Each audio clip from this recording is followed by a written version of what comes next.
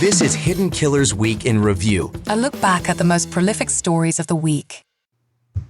This is Hidden Killers with Tony Brueski. All right, let's set the scene here. It's March of 2025. Court filings are coming out left and right in the lead up to the trial of Bryan Kohberger, the man accused of brutally murdering four University of Idaho students in the early hours of November 13th of 2022. The trial is already shaping up to be one of the most closely watched in recent memory. There's national attention, endless commentary, a death penalty on the table, and then tucked into a routine court motion, something unusual emerges. Something that makes even the most seasoned courtroom watchers do a double take. Prosecutors quietly filed a motion stating that members of Bryan Kohberger's own family may be called to testify during the trial. That's right. His dad, maybe one of his sisters, potential witnesses in a quadruple homicide case. The kind of detail that instantly reframes the courtroom dynamics. And suddenly, this isn't just a murder trial. It's a family drama playing out under fluorescent lights, in front of a jury, cameras, and the entire country. The reason behind this bombshell, why it came out, it wasn't even because the prosecution was trying to make a big splash. It was part of a logistical fight over something as simple as seating. Kohberger's defense team had requested that his family be given reserved seats in the courtroom. Seems fair enough, right? Families of the accused often want to be there, want to show support, to be visible as a show of humanity. But the state objected. They weren't doing it to be cruel or petty. They were simply following the rules. If someone on the witness list, if you are on the witness list, you can't sit in court before you testify. It's called sequestration. It's not optional.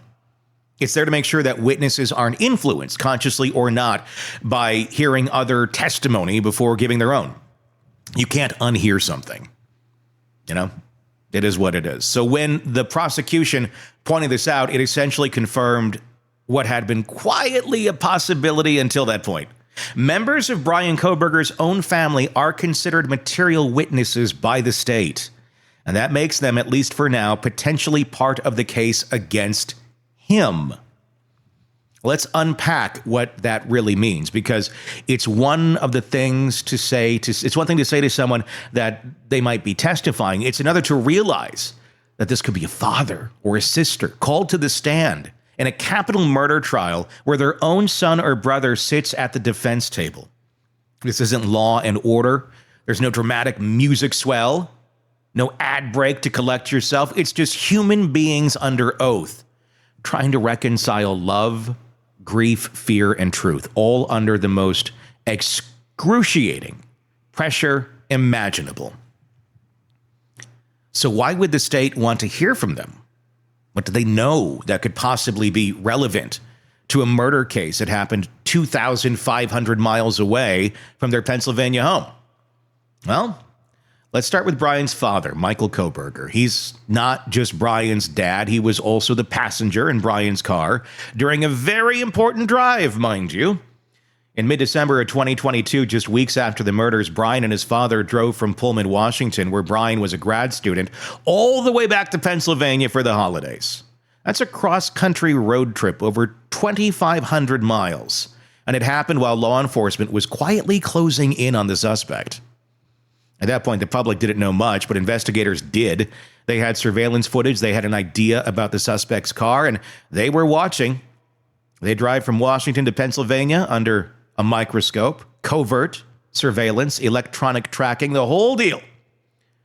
And who better to speak about what happened during those long, snowy days on the road than the man sitting in the passenger seat?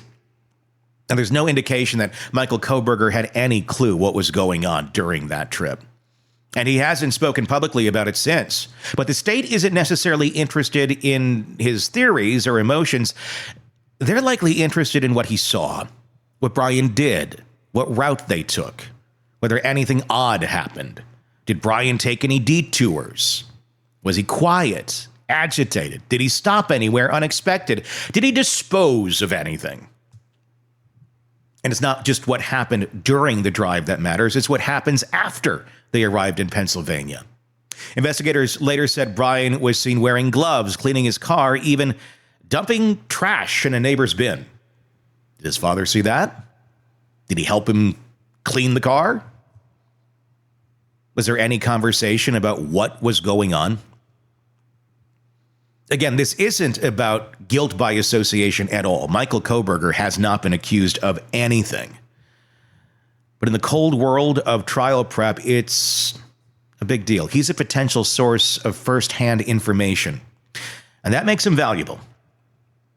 Then there's the sister, one of Bryan's two older sisters, both of whom were living in Pennsylvania at the time. Reports first surfaced through NBC's Dateline suggest that one of them had concerns about Bryan when he came home that December.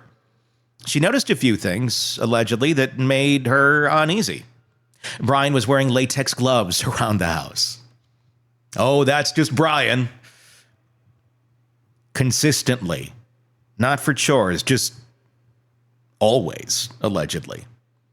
And he drove a white Hyundai Elantra, the exact make and model police had been linking to the crime scene. He was living just a few miles from the murders while attending school himself. To her, that just wasn't a coincidence, allegedly. She reportedly voiced her concerns out loud. She allegedly even urged the family to check Bryan's car, and they did. Now, nothing suspicious was reportedly found during that impromptu search, but that doesn't mean it didn't happen. And if it did, if one of Bryan's sisters can recount what she observed, what she felt, what she said, what others in the family said, that could become powerful courtroom testimony. It's important to emphasize that there's no indication that this sister is eager to testify. In fact, it's likely the opposite. Who wants to be on the stand in this kind of a trial? But in a murder case, the law doesn't really care about your comfort level. If you have relevant information and you are not protected by a legal privilege, you can be called to testify. And it's exactly what the state seems to be signaling here. Now, some people might ask, can they refuse? Isn't there something like parental privilege or sibling privilege? No, there is not. In a criminal case, especially one involving a violent felony like murder, family members can be compelled to testify if the court determines that their testimony is material. There are some exceptions, spousal privilege being the most common, but even that has its limits, especially when the spouse is a witness or a participant in certain conduct.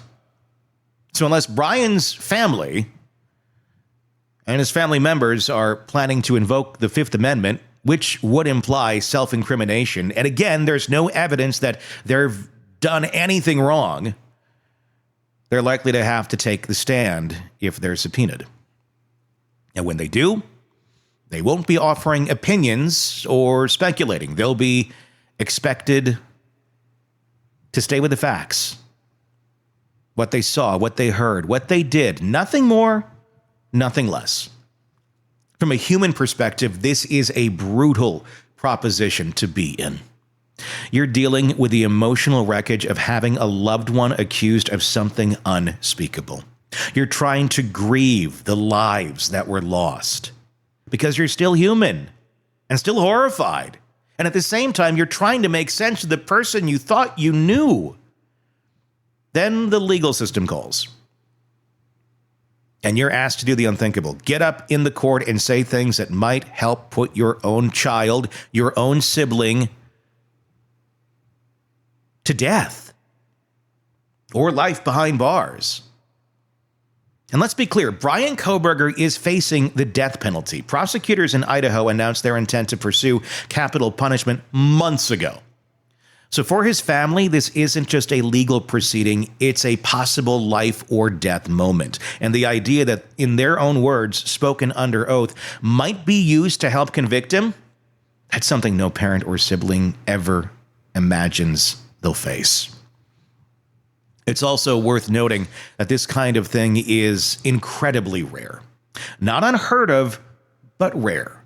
Most criminal cases never reach this level of intensity, and in most cases, the defendant's family doesn't have information that's directly relevant to the crime.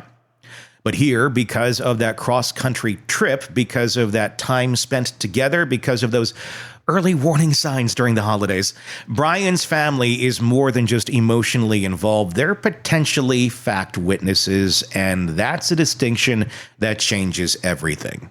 So what happens next? That depends on whether the prosecution follows through and actually calls them to the stand. The final witness list is due in April. Until then, we won't know for sure, but based on the court filings and the state's objections to their court presence, it's a strong indication that at least one family member is being seriously considered as a witness. And if that happens, the courtroom will have to adjust. The judge will need to enforce sequestration rules. That means Bryan's parents and his sisters won't be allowed to sit in the gallery and watch the trial, at least not until they've testified. That's standard procedure. But for a family trying to support a son through the most harrowing experience of his life, it's another blow. Another barrier, another reminder that the system, for all its rules and fairness, can still feel incredibly cold. It's not about punishing the family. It's about protecting the integrity of the process. Still, the emotional toll is undeniable. And so we're left with this strange and sobering picture, a family that says they love their son, that says they're shocked and saddened by what happened, that has already lost jobs, privacy, and peace of mind, and who may now be asked to help the state prove its case against him. Not by choice, not with malice, just because they might know things no one else does. And if you're Bryan Kohberger sitting at that defense table, watching the door open and seeing your own father or your sister walk towards the witness stand, what does that feel like? We'll never know. But it's one more layer to a case that's already full of tragedy, one more moment where the lines between justice, family, and heartbreak blur in ways no one can quite explain. Now let's take a step into another area of this case. Take a step back, not to the courtroom, but to the days just after the arrest, the public statements, the emotional fallout, and how Bryan's family handled the sudden transformation from anonymous suburban parents to the most talked about people in the country. It was New Year's weekend when the country first heard from Bryan Kohberger's family, just days after he was arrested for the murders of 4 University of Idaho students. The Kohbergers released a statement through his public defender. It wasn't long or emotional, but it said a lot, maybe more in what it didn't say than what it actually did. The message began with something simple, an expression of sorrow for the victims' families. There are no words that can adequately express the sadness we feel, it read. And then in the same breath came the pivot. The family asked the public to honor Bryan's presumption of innocence. They said they loved him, they would support him, and they would cooperate fully with law enforcement. It was a careful statement. One, they tried to strike a balance between grief for the victims and loyalty to their son.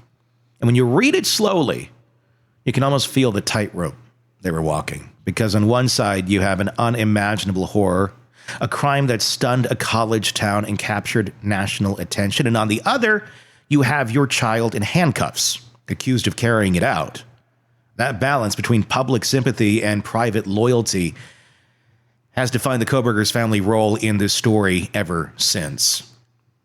From the very beginning, they didn't run, they didn't disappear. Just a few days after the arrest, they showed up in court, not in Idaho, where Bryan would eventually face charges, but in Pennsylvania, where he'd been arrested and where the brief legal process called extradition would determine if he'd be handed over to Idaho authorities.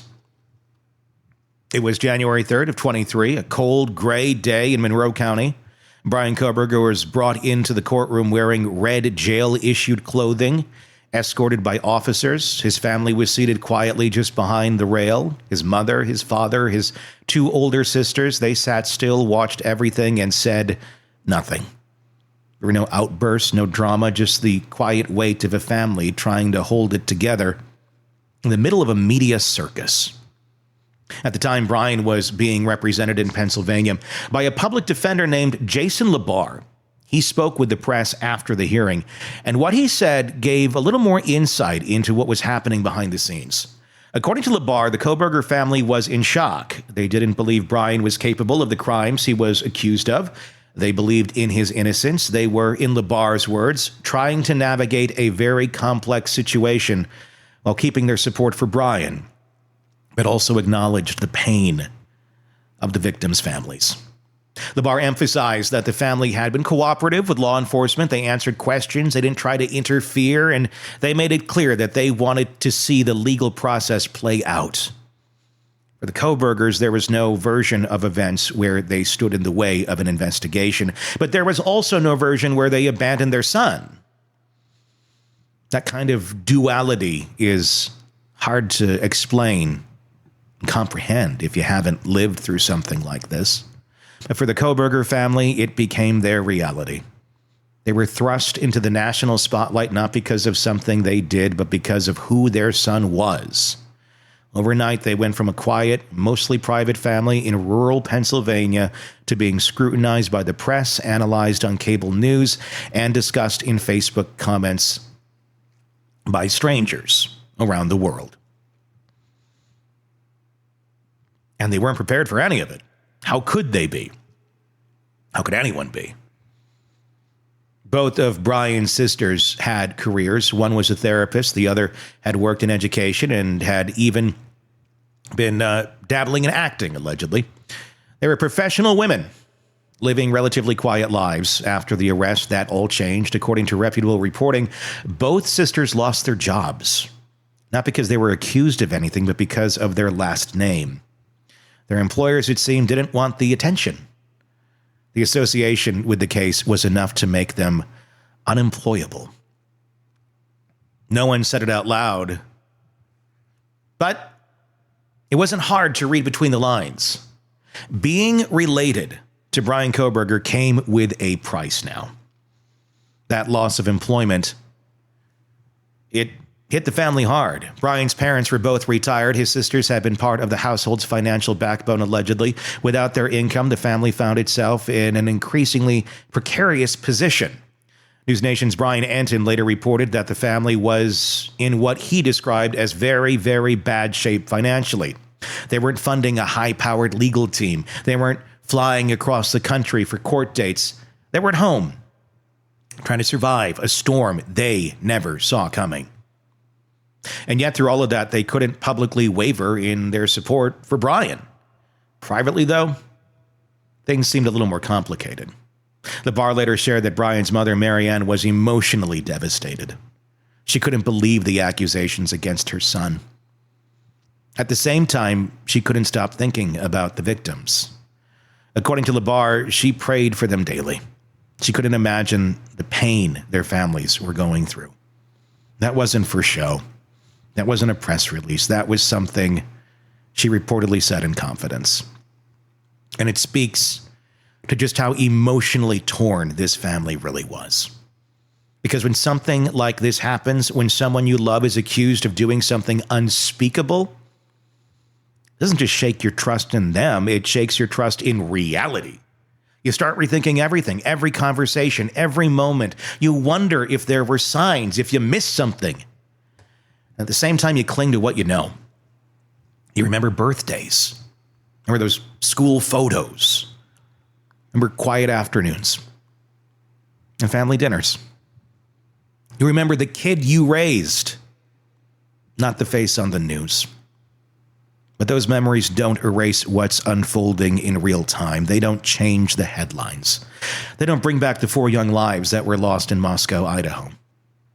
For the Kohbergers, that tension has been ever present in their silence.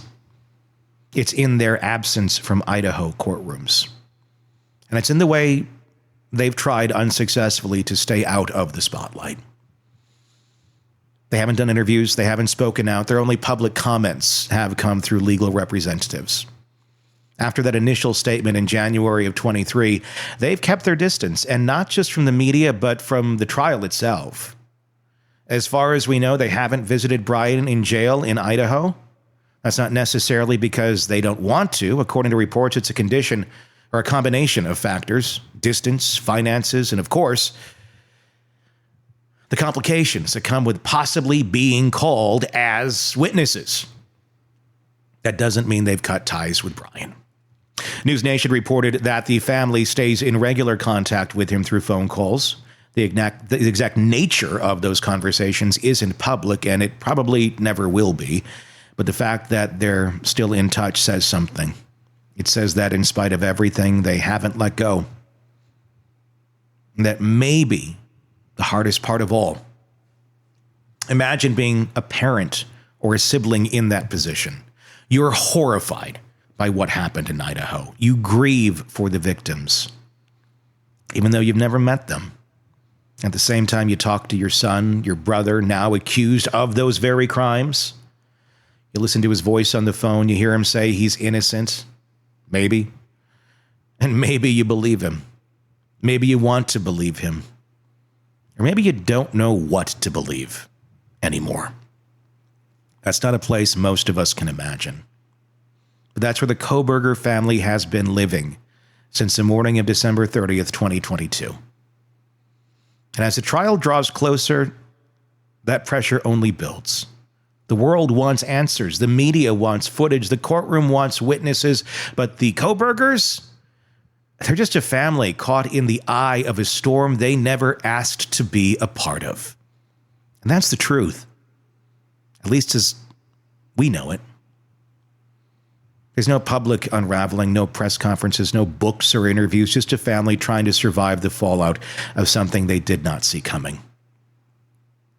But behind the silence, there's something else. A moment from before the arrest, before the cameras, before the statement, a moment when one of them noticed something that didn't sit right. A moment when questions were asked privately, quietly, with some growing dread. And that moment, that's where we're up to next. Let's go back to December of 2022. It's winter in Pennsylvania just before the holidays. Snow's on the ground. Christmas lights are up. The usual quiet of a rural neighborhood. Bryan Kohberger has just driven across the country from Washington State University, where he's finishing his first semester as a PhD student in criminology. He's made the drive with his dad, Michael. Just the two of them, thousands of miles together, rolling through America on the heels of something unspoken. He's coming home for winter break. And as far as his family knows, that's all it is, just a visit. But something about this visit starts to feel off, especially to one person in the house, allegedly.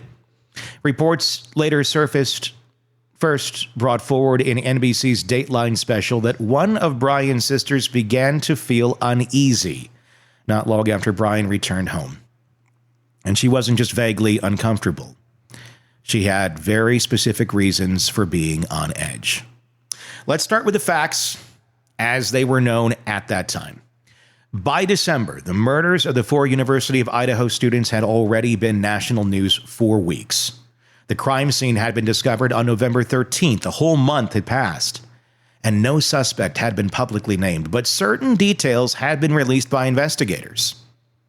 Most notably, police had put out a request for information on a white Hyundai Elantra, a car spotted near the scene in the early morning hours when the killings took place.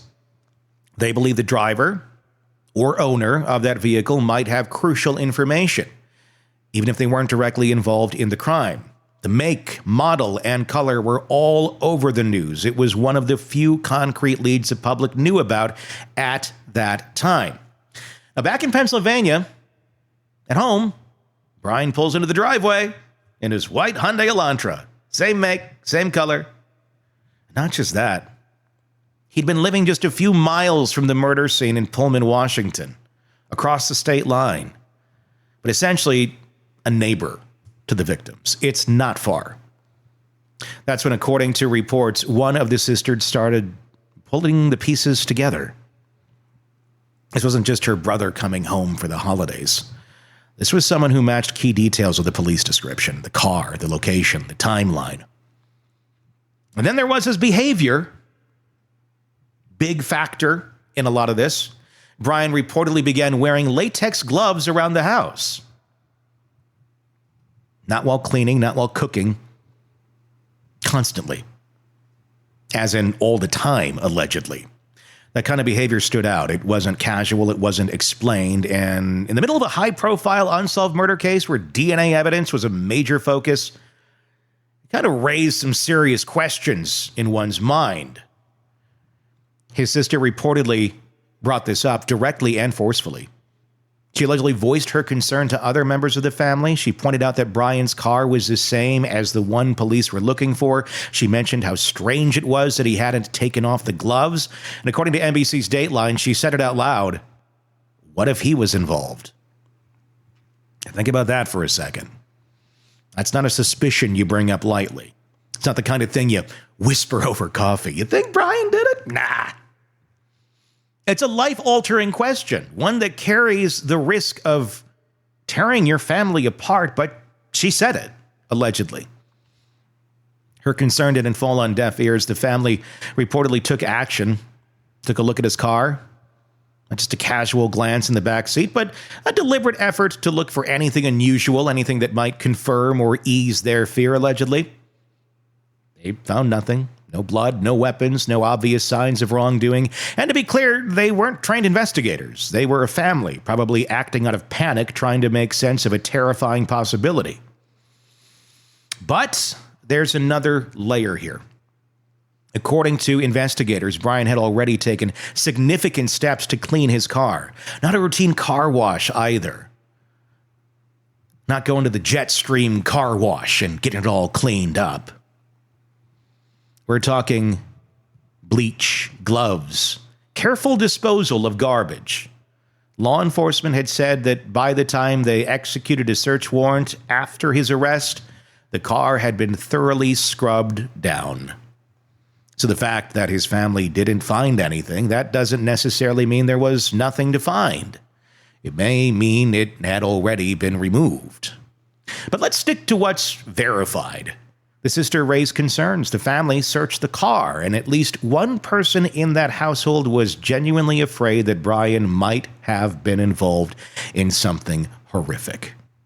Not everyone shared that view. According to the same reports, Bryan's father defended him. He didn't believe it. He reportedly told the rest of the family that Bryan couldn't possibly be involved, that it wasn't in his nature, that this was all some massive misunderstanding or coincidence, allegedly. That moment, right there, it's a snapshot of a family in crisis. One child believes her brother might be connected to a quadruple homicide. The father insists it's impossible. Everyone is under one roof, trying to celebrate the holidays, while the tension silently builds like a storm no one wants to name. And remember, this is still before the arrest. Bryan hasn't been charged. He hasn't even been named as a suspect publicly. But inside that home, the sense of dread is already creeping in. It's not clear how long that tension lasted. It's not known if Bryan sensed it. He hasn't spoken publicly about it, and neither has his family. In fact, the entire episode remained completely private until it was revealed months later by the media. There was no mention of it in the family's public statement, no reference to it in court filings. It simply surfaced through investigative reporting after the fact. And when it did, it added a whole new layer to the story. Because now the narrative wasn't just about a family reacting to an arrest, it was about a family that might have seen warning signs before the rest of the world knew a thing. It was one of the most human parts of the case. That moment when fear and doubt crash into loyalty and love. When someone you've known your whole life starts to behave in ways you can't explain. When the news reports start sounding a little too familiar. When coincidence doesn't feel like coincidence anymore. And yet, in the end, they didn't go to the police. They didn't sound the alarm, they kept it within the family. Maybe because they weren't sure. Maybe because they didn't want to believe it. Or maybe because by the time they searched the car and talked through it, they convinced themselves it couldn't be true. Again, all we know for sure is that this happened and that it wasn't made public until months later. That's important because the silence wasn't performative. It wasn't strategic. It was just silence, a confused family. Let's be very clear. Nothing in this account suggests the family had any role in the crime. There's no evidence they covered anything up. There's no allegation that they helped him evade arrest or destroy evidence at all. What we're simply talking about here is a deeply uncomfortable domestic moment. A sister sees something, she says something, the family reacts. That's it. But legally, that moment now matters. It may be part of why the state plans to call family members as witnesses. Because that sister's observations, they're direct. They're personal. They come from inside the house. And in a courtroom, those kinds of facts, they carry weight. If she is called to testify, she won't be asked how she feels. She'll be asked what she saw, what she said, what her brother did. She'll be asked to walk through a moment that most families would never speak of again. And for the Kohberger family, that's one more fracture in an already shattered foundation. There's no handbook for this kind of thing. There's no guide for what to do when you think someone you love might be involved in something unthinkable. The decisions you make in that moment don't come with clarity. They come with fear, guilt, denial, and the desperate hope that you're wrong. For one sister, that moment came in December of 2022, long before the mugshot, long before the indictment, long before the headlines. And in that quiet Pennsylvania house just days before Christmas, the doubt started to take root. What do you guys think? Let us know in the comments. I have a ton of empathy and sympathy for this family. They did not ask for this to take place. But I do wonder how much they kind of deep down had a suspicion. I don't want to say they knew, because I do not believe that they knew that this was him. But let's be honest. We know the characters of the people that are close to us.